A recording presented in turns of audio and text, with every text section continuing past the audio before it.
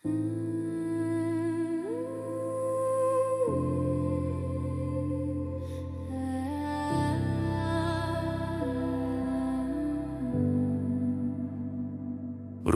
tõde on see, inimene ei murdu hetkega.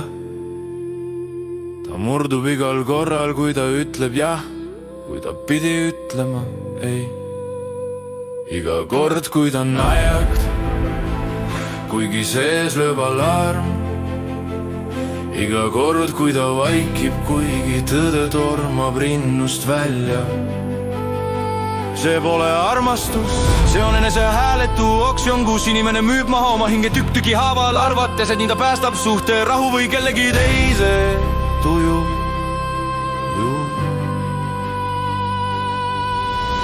Alistu kohanemine ei ole viisakus, see ei ole hea süda, see ei ole rahuarmastus, see on hirmu teenimine. See on hetk, kus inimene ütleb, palun armasta mind, ma luban, et ma loobun iseendast, kui see sulle sobib.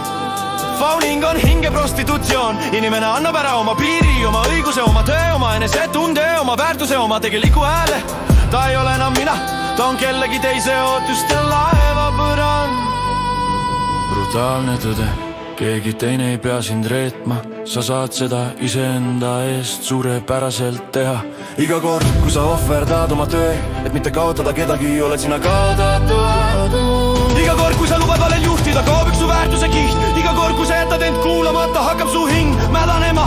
Esiteks vaikselt, siis valjemalt, siis karjud sa iseenda vastu. Enesereetmine ei tapa inimest väljast poolt, see tapab seest aeglaselt, metoodiliselt, järjekindlalt.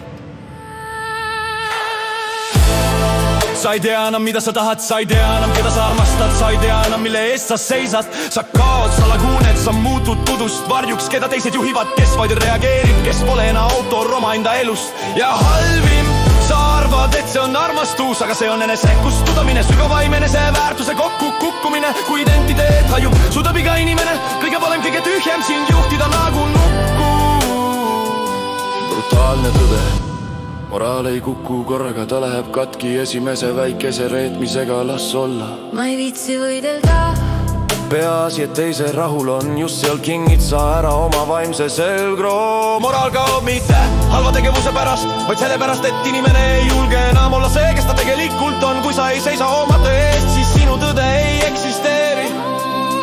Siis sinu tõde ei eksisteeri.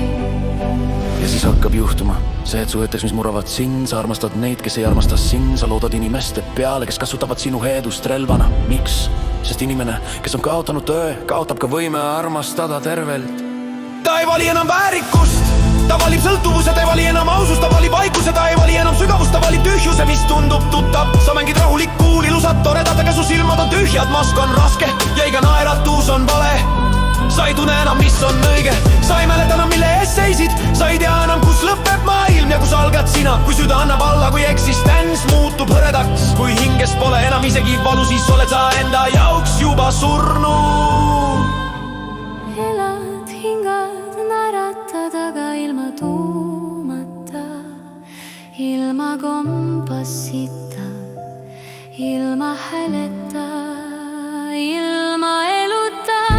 See on hinge kokku varisemine, brutaalne, armuta,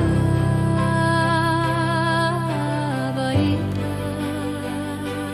Ja puserevuse maailma ei enää ykski torpma, millega sa pattori kontähäkäs nagu see pärfimaisi, kus on miidmahaunne käälinnegi eestesse ei vähemisu ringi.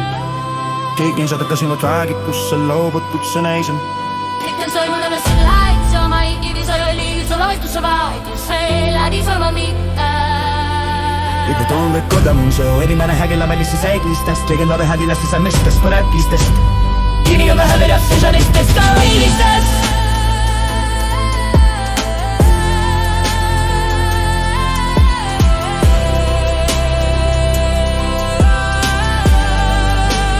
Inimene hädilä sesanistest, viilistest.